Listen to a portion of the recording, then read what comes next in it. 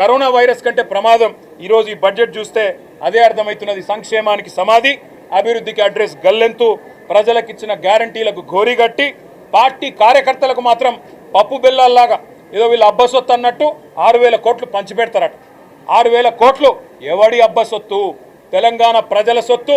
కార్యకర్తలకు ఇస్తాం, కాకరకాయలకు ఇస్తాం అంటే చూస్తా ఊరుకోవడానికి ఈ రాష్ట్ర ప్రజలు సిద్ధంగా లేరు. ముందు ఇచ్చిన మాట నిలబెట్టుకోండి. 6 గ్యారంటీలు 100 రోజులు అని ఏదైతే డైలాగులు ఊకదంపుడు ఉపన్యాసాలు ఇచ్చినారో అది నిలబెట్టుకోండి. కార్యకర్తలకు 6,000 కోట్లు పప్పు బెల్లాల్లాగా పంచిపెడతామంటే అది యువ వికాసం కాదు, కాంగ్రెస్ వికాసం అవుతుంది, తెలంగాణ వినాశనం అవుతుంది. అందుకే బుద్ధి తెచ్చుకోండి. ఇకనైనా ఢిల్లీకి మూటలు పంపే అలవాట్లు మానుకొని రైతుల ఆత్మహత్యల మీద దృష్టి పెట్టండి. సిగ్గుపడాలి ఈ ప్రభుత్వం. ఒకవైపు రాష్ట్ర వ్యాప్తంగా పంటలు ఎండుతుంటే రాష్ట్రంలో రైతులు ఆత్మహత్య చేసుకుంటే అందాల పోటీలు పెడతారట. అది కూడా సిగ్గు లేకుండా బడ్జెట్లో చెప్తా ఉన్నారు. మే నెలలో అందాల పోటీలు పెడతాం. ఎవరిని ఉద్ధరించడానికి? మీ ప్రభుత్వం అందమేమన్నా ఉన్నదా? చక్కగా ఉన్నదా? మీ ప్రభుత్వ నిర్వహణ చక్కగా ఉందా? రాష్ట్రంలో ఒక్క వర్గమన్నా ఆనందంగా ఉన్నదా? ఆటో వాళ్ళు ఆనందంగా ఉన్నారా? రైతులు ఆనందంగా ఉన్నారా? పెద్ద మనుషులు ఆనందంగా ఉన్నారా? మహిళలు ఆనందంగా ఉన్నారా? ఎవరు ఆనందంగా ఉన్నారో చెప్పమని కోరుతా ఉన్నాం. అందుకే గ్యారంటీలకు డిక్లరేషన్లకు గోరీ గట్టిన ఈ బడ్జెట్ను మేము పూర్తి స్థాయిలో రాష్ట్ర ప్రజల తరఫున వ్యతిరేకిస్తున్నాం, నిరసిస్తున్నాం.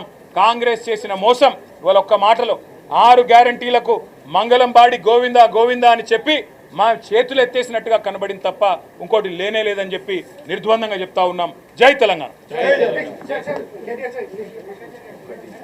An intellectually bankrupt, dishonest Congress government has introduced its second budget today, and unfortunately both these budgets that have been introduced, because let me remind everybody that Congress party had made a categorical commitment that 6 guarantees will be delivered in 100 days. अब 500 दिन हो गया, आज तक एक guarantee भी पूरी तरह से अमल नहीं हुआ.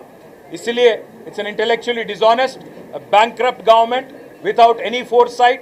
They have literally declared a tombstone, have set a tombstone for 6 guarantees, और 420 वादे उन्होंने जो किए उसको आज उन्होंने दफना दिया और कह दिया साफ साफ तेलंगाना के महिलाओं को, तेलंगाना के जितने हमारे किसान भाई है, हर किसी से कह दिया